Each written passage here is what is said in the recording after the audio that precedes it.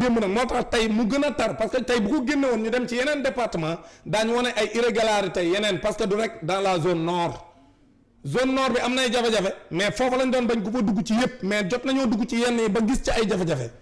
mais am na yeneen zone ci nord bi yoo xam am nay problème am na tamit ci centre bi am na dans le Ndiambour à Louga y a des problèmes dans beaucoup de bureaux de vote. biir Louga. Dans le département de Louga am na ay am na ay centre de vote yoo xam dafa am bourrage d'urne dañoo dem yokk ay électeurs dama la jox benn exemple. Louga ce qui s'est passé c'est inacceptable. Louga ce qui s'est passé. mooy que ne le département de Louga. moom mooy la commune de Louga. mooy commune bi ci ëpp doole. ci département bi. La commune de Louga a été remportée par Yewwi Askan Wi. Dans tous les centres de vote partout dañ leen laminé. Bureau Mamour Diallo. dañ ko faa gagné. ca bureau ba gagné ko ci centre bi. Moustapha Diop le maire de Louga dañ koo gagné ci bureau de vote am ba noppi gagné ko ci centre ba mu voté. Aminata Mbengue Ndiaye naam voté siwul mais bureau ba mu waroon a voté dañ ko faa gagné. boo jëlee yeneen directeurs ya fa nekk Louga ñoom ñëpp koo ci jël bureau de vote am dañ koo gagné. ba noppi gagné ko ca centre de vote ba tous les centres de vote les bureaux témoins les centres témoins yépp Yewwi Askan Wi moo ko gagné ba pare Yewwi Askan Wi yamul ci loolu Yewwi Askan Wi parce que écart yi ci biir ville Louga bi nga ko mën a defee mënoo ko def ci département bi mooy commune yu ndaw yi mënoo ko fa def fi nga pour nga mën a gagné il faut nga gagné ay centre à Louga ils n'ont gagné aucun centre à Louga la coalition Benno Bokk Yaakaar amul benn centre à Louga waa Louga ak may dégg fa laa jànge man guma ngeewul laa dëkk fa laa voté waxtaan naa ñoo xam ne Louga lañ bokk Benno Bokk Yaakaar lañ bokk nee nañ ma dañ ñoo wulli yi leer naa ñu fii Louga amul benn centre buñ gagné te pour nga gagné élection yi dans le département de Louga amul kenn ku ko mës a gagné koo xam gagné wul Louga amul mënta nekk y a des bureaux témoins rek ak ay centre témoins yoo xam ku ko gagné kenn mëntu laa gagné parce que dafa am ay écart yoo fay def parce que foofu la électeurs yi gën a concentré wu ay altiers yi boo ko ñàkkee tu es foutu donc te zone yi nga xam ñoo ëppale électeurs yëpp Yewwi Askan Wi moo gagné à Louga mais yemu ca Yewwi Askan Wi bi mu gagné ville de Louga ba pare dans tous les centres de Louga nga xam fa la électeurs yi amee doole communes yu ndaw yi mënatuñ ko combler yemu ca bu ca yemoon sax pour ñu gagné ko na jafe mais yemu ca dafa gagné foofu ba pañe ba pare dem gagné ay communes yu ndaw nag ak communes yoo xam sax du ñu ndaw danoo mag dinaa leen jox seen tur mu dem gagné Kell Gueye la commune de Kell Gueye Yewwi Askan Wi moo fa gagné la commune de Ngidila Yewwi Askan Wi moo gagné toujours maa ngi ci département Louga la commune de Sakal c'est une grande commune de Sakal moo ëpp commune Kokki parce que ñoom benn commune rek lañ gagné bu am doole muy Kokki ñoom commune de Kokki rek lañ gagné bu am doole mais commune de Kokki commune de Sakal moo ko ëpp doole ñu Yewwi Askan Wi teg ca gagné Ngëm Sarr la commune de Ngëm Sarr Yewwi Askan Wi moo ko gagné Yewwi Askan Wi teg ca gagné Ñomre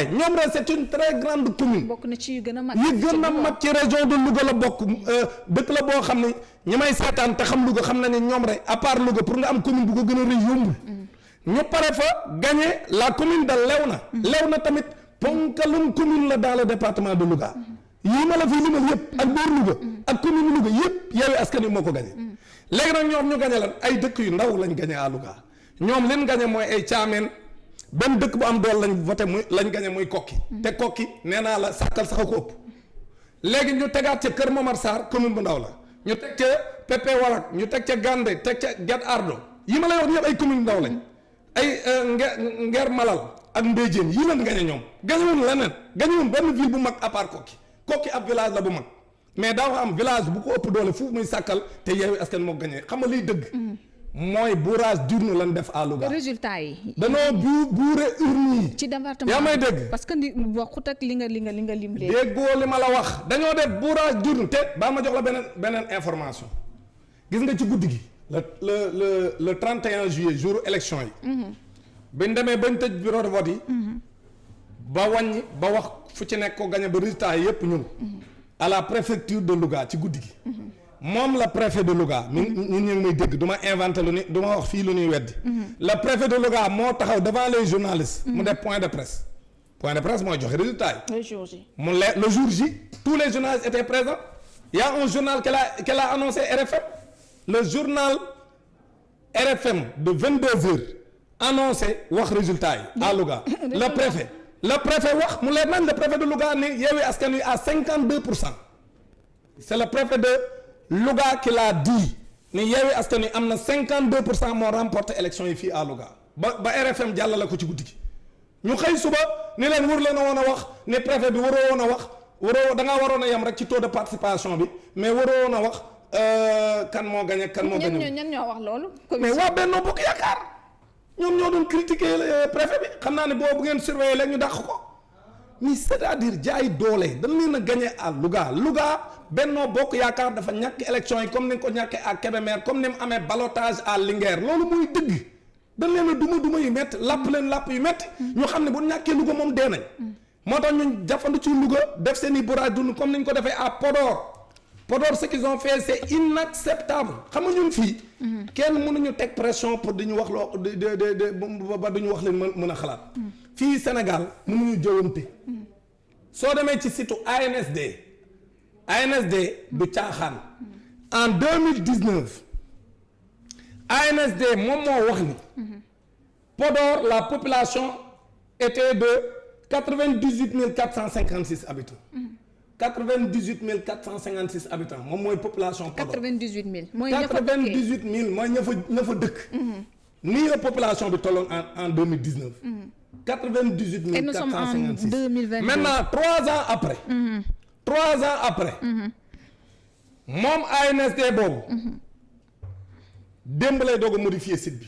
parce que c'est clair dañoo dem ci site bi ñu déggee di ñu wax ko parce que lu tax ñu modifier ko dañoo dem changer le nombre d'électeurs dañoo dem joxe nombre d'électeurs boo xam dafa choqué Sénégalais yi parce que suñu totalee li fa voté le nombre de votants da ngay gis ne ils ont mis 225 000 électeurs yoo xam ne voté nañ votant mais 225 000 votants mënut a nekk à Podor loolu mooy dëgg léegi nag loolu moo tax nit ñi ni lii mënut a nekk loolu moo tax bu ñu nee 222 000 inscrits 222 000 inscrits yi mooy problème bi. moom la table. 222 000 inscrits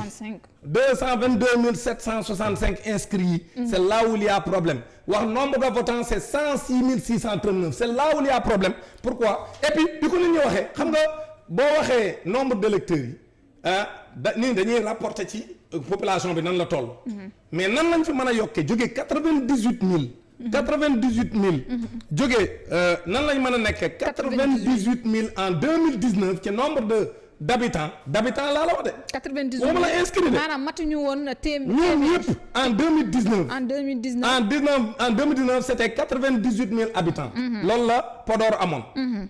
léegi nan nga mën a comprendre parce que inscrit mooy ñi am droit de vote. pour voter maanaam ñi nga am nañ âge voter ñu ni léegi 222 765 lañ en 3 ans après xoolal bi coow lu jógee ñu xam ne def nañ njombe ñu dem ci site ANSD ñu dem modifier ko xam nga léegi ñaata lañ wax ne moom mooy population Podor xam nga léegi ñaata lañ wax ci site ANSD ñu ne léegi population Podor mi ngi ci 433 811 433 811 jógee na ci 98 jógee na ci 98 000 en 2019 pour dem ci 433 811 habitants loolu moo nekk ci site ANSD te loolu buñ ko limee. mais yow bi même ñi war a. mais yow xam nga war a voté. waaw nañ waxante dëgg nag sénégalais yi ñuy seetaan loolu mënta nekk parce que amul benn région bu fi mën a doubler en 3 ans nga doubler sa population ba doubler tegaat ca presque genn wàll gi loolu amul benn population bu yokkee noonu. on nous parlait souvent de transfert d'électeurs. waaw mais non ma ne la bu ñu defee dama ne la amul même transfert d'électeurs mënta àgg foofu et puis zone boobu soxlawuñ transfert d'électeurs parce que ñoom. zone yi ñu def transfert d'électeurs mooy zone yi ni ñàkk donc zone yi nga xam ne ñoom ñoo fay gagné soxlawuñ transfert d'électeurs mais bourrage d'urne la ñuy def donc Benno Bokk Yaakaar laay waxal ci ñuy ruube man li may wax lu leer la à Podor Benno Bokk Yaakaar moo def bourrage d'urne ñoo jël ay bulletins yoo xam ne warut a nekk ci bureau de vote ñu dem dugal ko fa te loolu. am naa ci ay preuves xam nga man samay wax. su may wax damay duut baaraam c'est bien ñu xam nga man samay wax man nga maa mere ci samay wax waaye doo ca teggi dara man ngaa toog nag di jéem a ruube naan ay dàmbooj li mu wax kee la mu wax man faalewu ma kuy ruube parce que man ragalu ma ku ma mere du ma wax lu yàq nag ci ku ma xam lépp lu may wax ci dëgg laa koy teg damay joxe exemple bu ñu jëlee benn arrondissement bu tudd Kaskas commune de Aéré Lao nañ ñëw ci li nga xam ni moom moo fa am ci lii may wone procès verbal la copie procès verbal la boo xam ni mi ngi nii Sénat signé na ko gis nga le représentant de la Sénat mi ngi nii. ah donc signé na ko moom moo ci nekk ak cachet ñeneen représentant yi tamit ca ña fa amoon représentant signé nañ ko xam nga lii ko lu leer la. luñ ma envoyé la ma photocopier ko ça vient de quel bureau c'est le bureau numéro 2 qui est à Aéré Lao léegi damay joxe exemple regarde ils ont dit nombre de votants ah foofu ñu ngi wax nombre de votants 273 ah léegi fii ñu def nombre de bulletins nuls nombre de bulletins nuls ñu def 0 bu dee nombre de bulletins nuls 0 la donc nombre d'enveloppes trouvées dans l'urne dafa war a nekk 273 ci li ñu parce que amul benn problème nombre de bulletins yi ñi voté seeni enveloppe ñoo war a nekk ci biir moo war a correspondre bu ñu tuuree kees gi rek loolu moo fa war a nekk foofu correspondrul te kenn annulé wul bureau bi donc mi ngi nii 271 la moom la ñu wax ne moo fa nekk donc y a problème beneen bi ma jël bureau numéro 6 au niveau toujours de Aéré Lao ñu jël ñu ni nombre de votants ñu ni nombre de votants c'est 265 nombre de votants ñi voté 265 lañ ci bureau bi ñu ni ñi nga xam ne c'est le nombre de votants hors bureau mooy ñi nga xam ne ay ordre de mission lañ am wala dañoo nekk ci biir bureau bi voté fa ñu ne ñooñu 4 lañ xam nga soo ko ci boolee day nekk 269 ñoom ñoo voté mais malgré ça xam nga lu ñu wax ñu ne nombre d'enveloppes trouvées dans l'urne malgré ça xam nga 269 ñoo voté mais soo jëlee le nombre d'enveloppes bi nekk ci biir urne bi xam nga ñaata la ñu wax ñu ne 295 269 ñoo voté voilà alors que trouvé nañ 295 ci biir urne bi léegi ku fa dugal enveloppe bi xam na soxna si ñun mënuñu naxante lii may wax nii du lu ma inventé ça c'est clair et net buñ ko contesté nañ ko contesté ñu gën indi ay preuves je donne un autre bureau le bureau numéro 7 le bureau numéro 7 xam nga fii lu ñu wax xoolal ñu ne nombre de votants 183 nombre de votants 183 ñoom ñoo voté ci bureau numéro 7 n'est-ce pas au toujours à Aéré Lao léegi ñu ni nombre de votants hors bureau 4 c'est normal parce que généralement c'est le président l'assesseur ak secrétaire am ñoom ay ñu ci ëpp ñoom ñett lay doon plus buñ cay dolli mooy ku am ordre de mission wala koo xam ne tamit mi ngi membre du bureau bi la voilà et cetera en tout cas ils sont 4 les 4 yooyu ñoo fa voté dolli ku ci électeurs yi fa inscrire ñoom ñëpp donc 183 plus 4 c'est 187 ñoom ñoo fa voté léegi ñu ni nombre d'enveloppes trouvées dans l'urne ñu ni 195 te 103 ñoo voté. te 187 ñoo voté. 187 ñoo voté. 187 ñoo voté alors que nombre d'enveloppes trouvées dans l'urne ñu ngi am 195 waaw soxna si lii du ay preuve lii du ay preuve lii bu dul bourrage d'urne lan mooy bourrage d'urne te toujours dans le nord. mais c'est la vérité donc lii ma joxe ay exemple la yu leer naa ñi mën nañoo continuer joxe yeneen exemple dans beaucoup de localités du rek nord lañ ko def nañ ko nord def nañ ko également à Louga def nañ ko également dans des zones comme Linguère ils l'ont fait à Linguère waaw parce que Linguère dafa am ay zones yoo xam ne Yewwi Askan Wi mënu fa woon yóbbu ay représentants parce que ñenn représentants yi demuñu léegi bi ñu demul wala loolu laa koy wax pour mu rafet parce que am na ñuy wax sax dañu ngi doon jënd ay représentants mais en tout cas ay jafe-jafe am na fa. waa Benno léegi nag ñoom waa Benno effectivement léegi nag loolu moo tax dans certains bureaux de vote ils ont fait des bourrages d'urnes parce que dama la jox am nay zone yoo xam ne ci élection bi amul benn localité boo xam Benno Bokk Yaakaar daf ko bertoon ci local yi ba tey mu ñëw gañe ko yëpp yim gañe woon la ñàkk mais fan ko gañe woon yëpp dañ koo gañewaat mais fii ñu gis ni mais foofu dañoo gis ay communes yoo xam ni Yewwi moo fa gañe woon non seulement Yewwi ñëw ci local yi parce que amul fa peut-être représentant ñu gañe ko fa mais gañe ko fa largement dama ne ñii ay tappalekat lañ lii mooy dëgg donc luy lépp lu ñu war a teg ci table ji la ñu contesté ko parce que teguwul ci dëgg. mais d'habitude c'est fii nord bi fii fu Benno Bokk Yaakaar la ci élection yi ñuy mujj di génn gis nañu ñoom ñoo fa daan def raw gàddu gi te explication bu ñu indi itam bokk na ci ñoom maanaam li leen lié ak ñi nga xamante ne ñoo nekk ci monde rural bi lié wu leen ak par exemple prenons la coalition Yewwi Askan Wi ba d'ailleurs seeni campagne sax ñi ngi wax fi ngeen ko gën a concentré moom mooy Dakar ak dëkk yi nga xamante ni mel na ni Casamance Ziguinchor entre autres ba ce qui peut expliquer ñoom confiance bi amoon ak ñoom ci le nord moom la ñu gisaat ñu exprimer ko ci élection yi. loolu amul loolu c'est essayer de stigmatiser le nord man du ma stigmatiser le nord gis nga dama la le nord dañoo am les mêmes problèmes que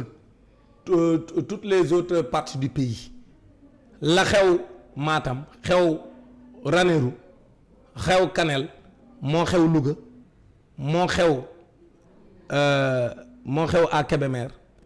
moo xew ak Koupentoum moo xew ak Kaolack moo xew Nioro amul benn différence askan wi nanu sonne fii noonu lañ sonne fee buñ dugg ci yooyu li la koy won caravane Ousmane Sonko bi mu duggee au Fouta dafa cartonné fépp fu mu dem dañ koo tatagal dafa dugg Wuro Sogi def fa meeting bu rëy waaw taxaw xale yëpp wur ko mu def caravane am bu mucc ayib ak à Wuro Sogi ba mu paree def la même chose à Matam def la même chose à Kanel passé fa la nuit au Fouta c'est ce qui s'est passé pendant la campagne te ci vote bi tamit effectivement les gens ont beaucoup voté mais quand on vote et il y a des bourrages d'urnes ça pose problème donc la population du Fouta dañu tendre la main à Ousmane Sonko parce que réew mi kenn mënu ko xar ñaar réew mi benn bopp la donc li ma la bëgg a wax mooy li ma la bëgg a wax man la dama ne la du tourner le dos yéen sax gis ngeen am na ñu ko titre ñoo xam ne ñu wax dëgg la ñu ne actuellement titre foncier bi dafa mel ni am na ñoo xam ñu ngi koy xëccoog moom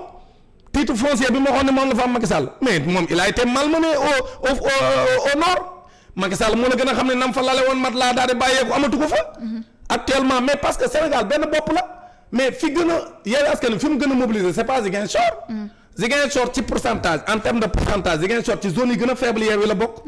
Yewwi a cartonné dans d'autres localités yoo xam ne kenn xalaatul woon mu gagné fa donc li mu gagné dans certaines localités score yi mu def ay Mbour mais yooyu def ko en Casamance amul fenn fu mu ko def en Casamance les scores obtenus à Mbour c'était un ballottage kenn xamuloon koy gagné ba dernière minute nee naa la bu du woon erreur yi waa Wallu def dem votel seen bopp suñ ko deful woon Yewwi Askan Wi da doon gagné Mbour te kon heure bi jël bi dina gën a ñaaw mais ci gàttal daal soxna si musuma gis man ku daanu ba ne lañar